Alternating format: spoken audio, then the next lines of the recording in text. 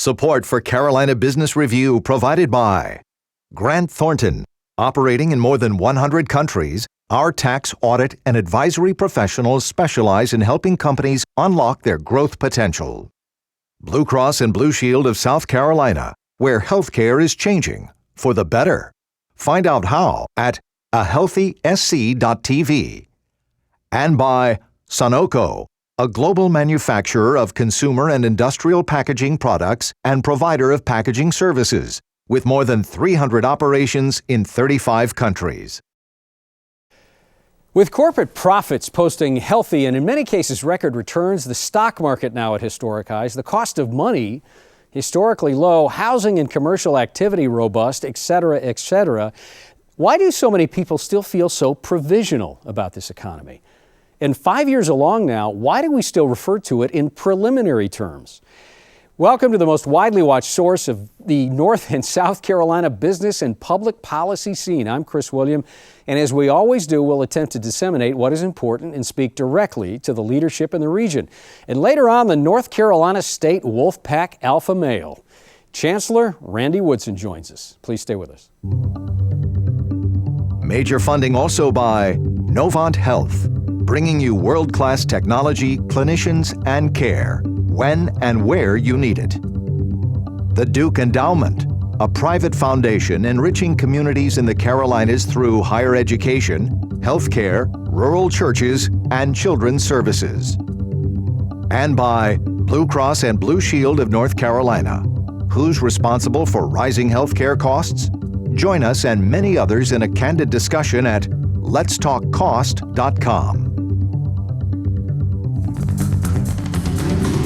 This edition of Carolina Business Review was recorded July 22, 2014. On this week's program, Catherine Wilson Horne of Discovery Place, Inc., Anne-Marie Stieritz of New Carolina, and special guest, Dr. Randy Woodson, Chancellor of North Carolina State University. And now, here's Chris William. Welcome to our program. Happy summer. Catherine, Anne-Marie, good to have you both here, and welcome. Good to be here, Chris. Thanks. You know, we have been, we're 5 years into this economy now, and it seems to be going well. The dialogue for at least the last 5 years, if not longer than that, has been about education. And there's been a particular push more toward education these last few years. Catherine, we'll start with you. You're an educator, Discovery Place, Adventures in Columbia before that, just to name a couple of the professional affiliations. But you've been around it for a little while now, and you got a sense of policy that's both spoke publicly, but also the things that are done privately and the things that actually get done in a General Assembly, you know, with the State House and also in North Carolina's General Assembly. Compare and contrast, not just North and South Carolina, but where are we in this part of the cycle? Are we being, this is a little bit leading, but truly, are we being serious enough about investing in not just STEM, but education in general? There is an urgency, Chris, about transforming education, not just in the two Carolinas, but across the country. And unfortunately, we can't take a year off from school and retool and reinvent education and then bring all the children back in and start over again. And so we have to do it in an iterative fashion, in a way that brings results, it builds quality, and it transforms what the workforce of the future is going to be prepared to do. And as I moved from South Carolina to North Carolina 6 months ago, I was surprised at the differences and the similarities. And two of the biggest differences were in teacher pay and teacher tenure. Because in South Carolina, there was work done earlier on to encourage teachers to stay in the classroom, to look at a competitive salary, to give bumps as they pursued advanced degrees.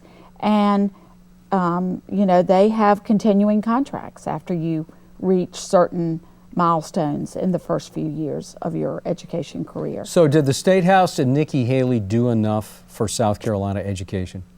Well, you're talking about the most recent change yes, related to Common Core. Right. I think states across the country are trying to deal with pro-Common Core or Common Core. South Carolina has had much higher education standards for more than a decade before the Common Core became a hot topic.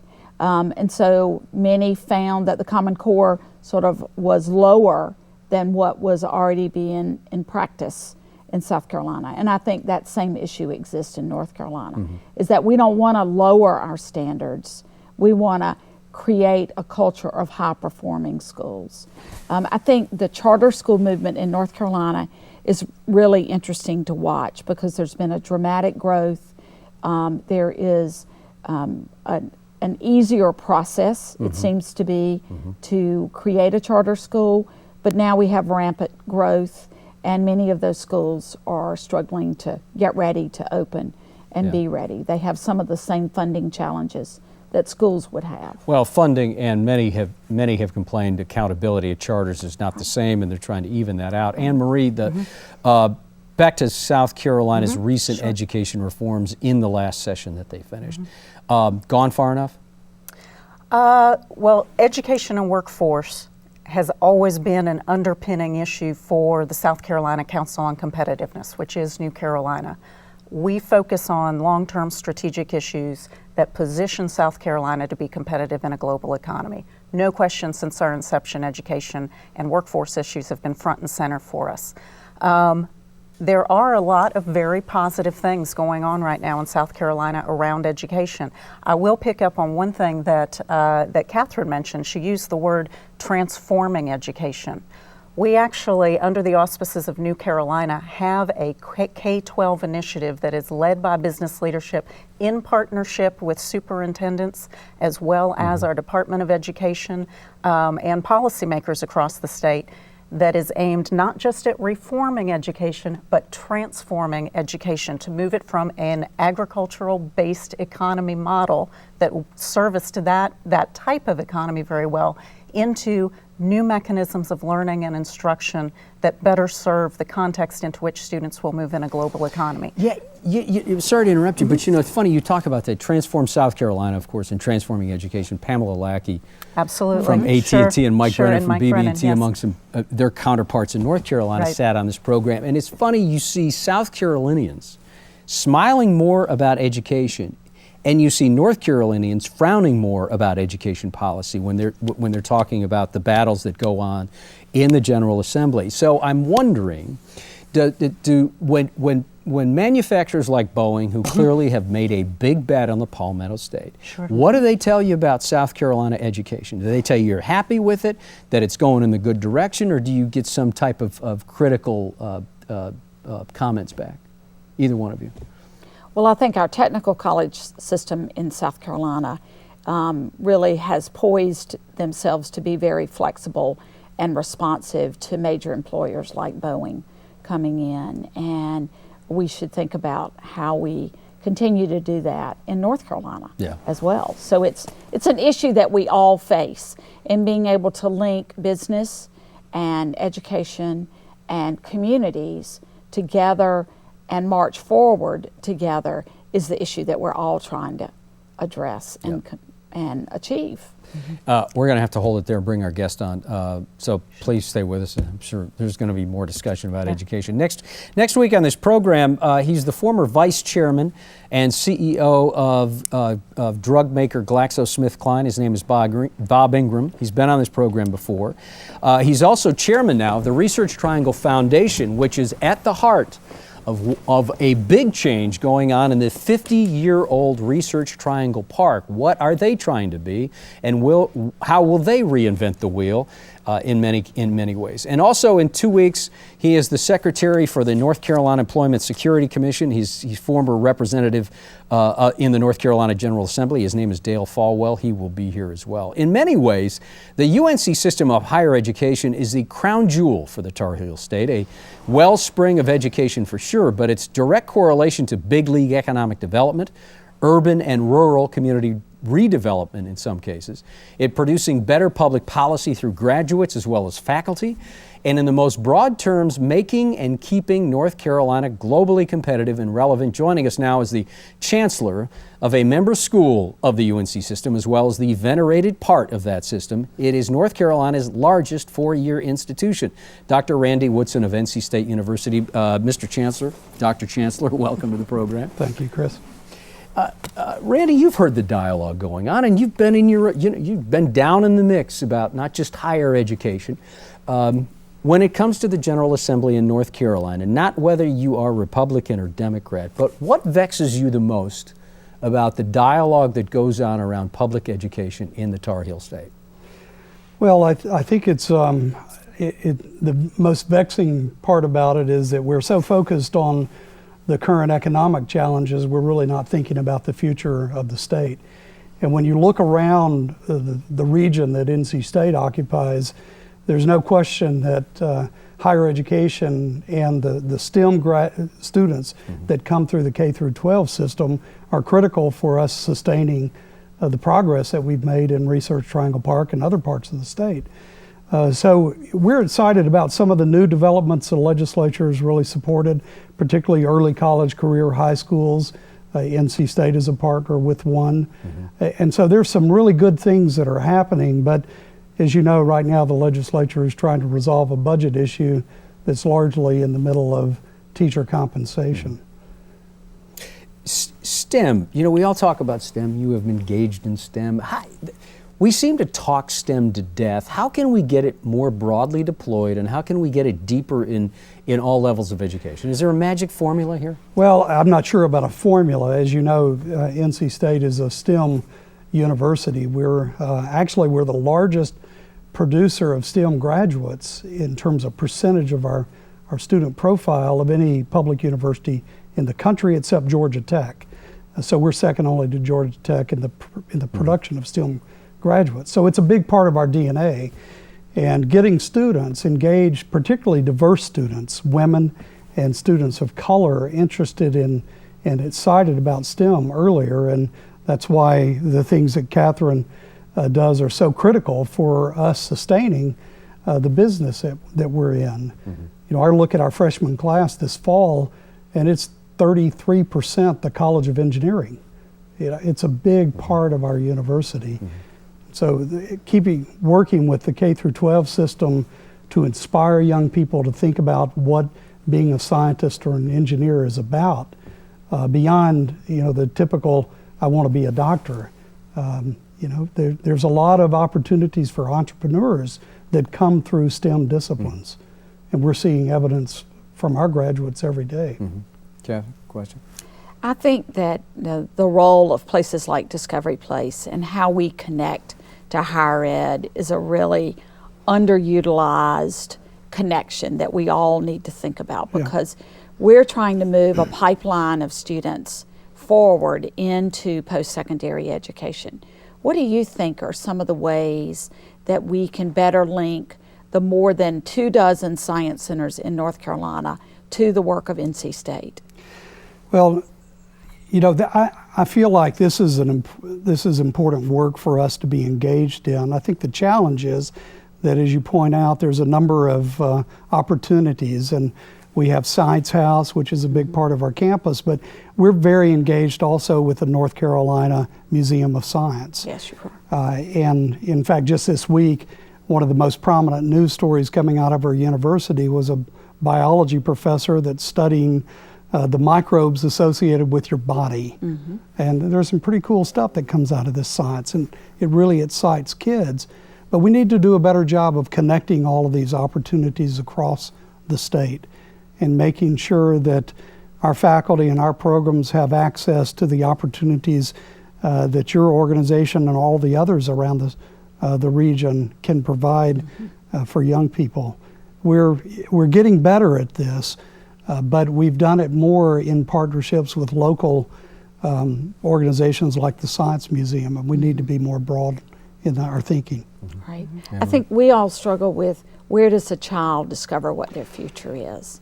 And the research, certainly from the National Academies of Science point to the fact that oftentimes it's not in the classroom, Right. but it is in a community setting or with families on a trip. And many times, those of us in informal science education, we want to believe it all happens at our science centers.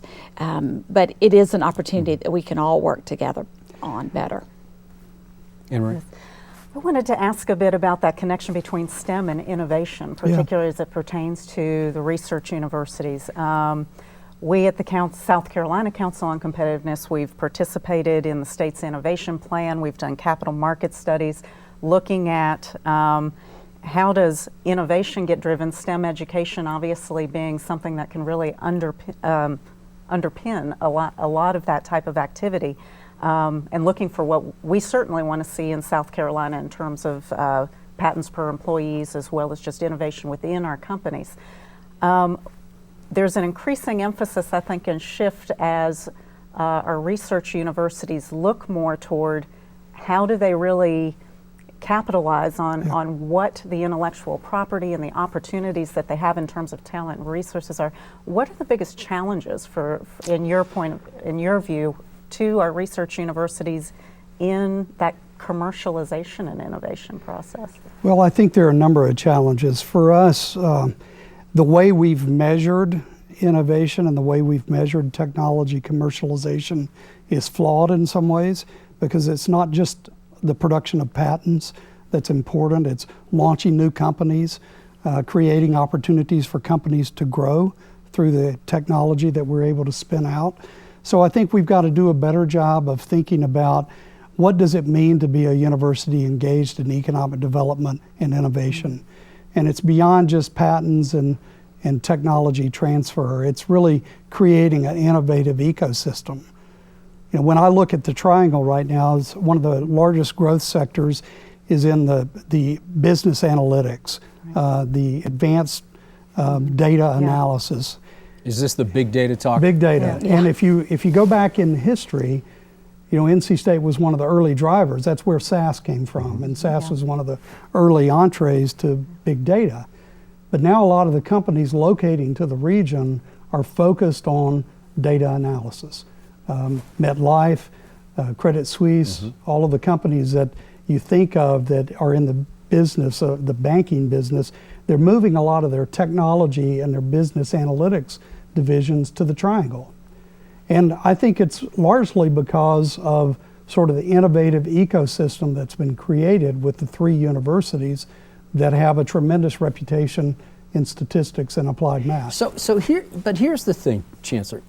Can North Carolina, and I don't mean the research universities, I mean clearly you proved that you can work together, but can North Carolina from a policy standpoint, and I'm even thinking now about the new structure for economic development in North Carolina, is North Carolina nimble enough to be fast enough with decisions? And it's not fair to lawmakers, but can we move on a dime to win the business that's going to go somewhere else, to Georgia Tech, if we don't do something?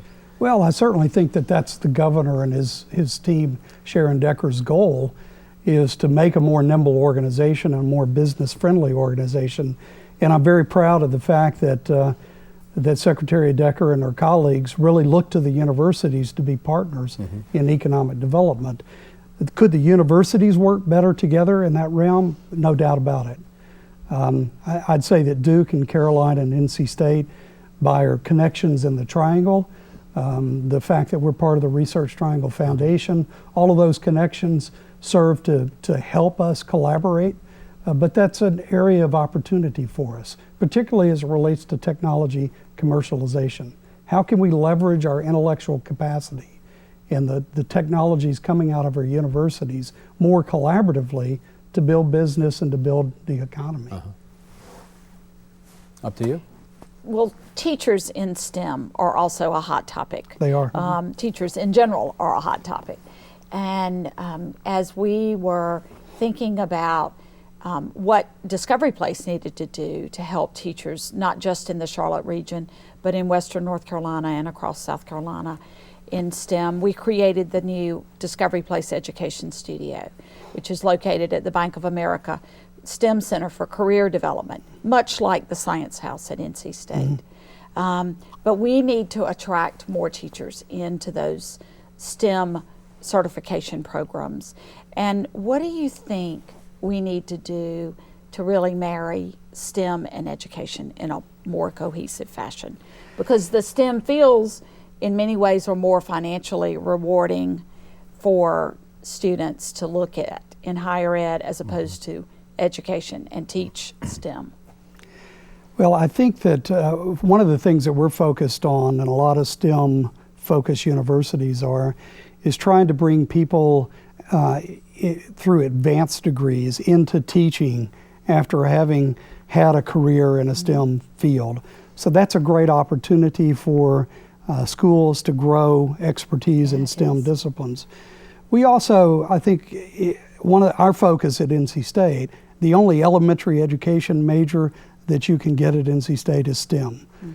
So we're very focused on producing STEM and technology graduates for the classroom, but you're correct in pointing out that the interest among students is not as great as it is in other areas. And that's why programs like you have and many others around the country are so critical to get people that are inspired by teaching equally inspired by science and technology. Right. And seeing that they can have a tremendous career marrying those two. Yeah, Chris, I want to harken back to one thing that you mentioned earlier when you had asked about some of the education reforms in South Carolina, because this dovetails nicely, I think, on what Catherine was pointing out. One of the very positive things that did occur in South Carolina this year was additional funding directed toward technology in our schools, toward technology acquisitions as well as expansion of bandwidth, with an emphasis on that funding going according to poverty indices as well as student populations.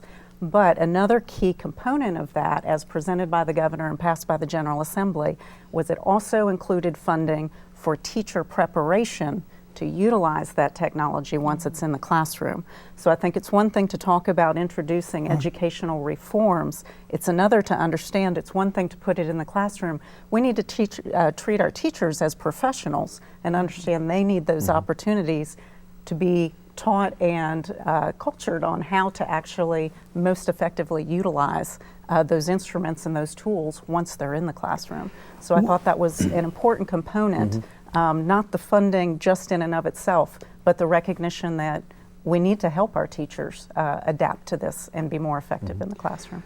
One of the things that we know about scientists and engineers is those fields are very collaborative. Science and engineering is done in a team setting, and so one of the opportunity that we've seized on at NC State through support from the Keenan family is to create a Keenan Fellows program, where we take science and technology teachers from across the state, bring them to the university to engage collaboratively with scientists and engineers to get involved in hands-on research and take that education and that experience back to the classroom. And then to continue to nurture the Keenan Fellows as a group of people that have gone through the program. And what we see through this is that more of those teachers are staying in the classroom than the average of those that don't participate in programs like that. You know, this is not fair, Dr. Woodson, but we got a minute left. And last week on this program, Executive Director of the South Carolina Lottery, Paula Harper Bethea, was here, and Director Bethea said she was very concerned about the lack of access for qualified students given the rate of increase in tuition. How do we fix this dramatic increase in the cost of school? Well, you know, I guess I would take some exception to this because the UNC system-wide, is one of the most affordable in the country and one of the most accessible because our universities are all governed by one single board of governors. There is a place in the UNC system on one of our campuses for every qualified student, with tuition ranging from just under $3,000 a year to $6,000 a year.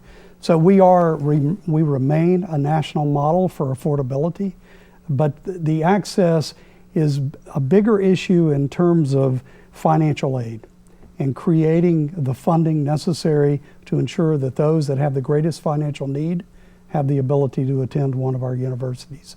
And that's something that we've focused hard on, but candidly, not all of our universities have the same ability to raise private funds for those scholarships that a place like NC State or UNC Chapel Hill does. Come back and talk more about that, please. I will. Thank you for being here. Thanks for your leadership. Thank you, Chris. Go Wolfpack. Go back. Yeah, I can tell by the time. Nice to see you. Thank you, Anne Marie. Good to see you. Thank you, Catherine, Chris. welcome to Charlotte. Thank you very much. Till next week, I'm Chris William. Good night.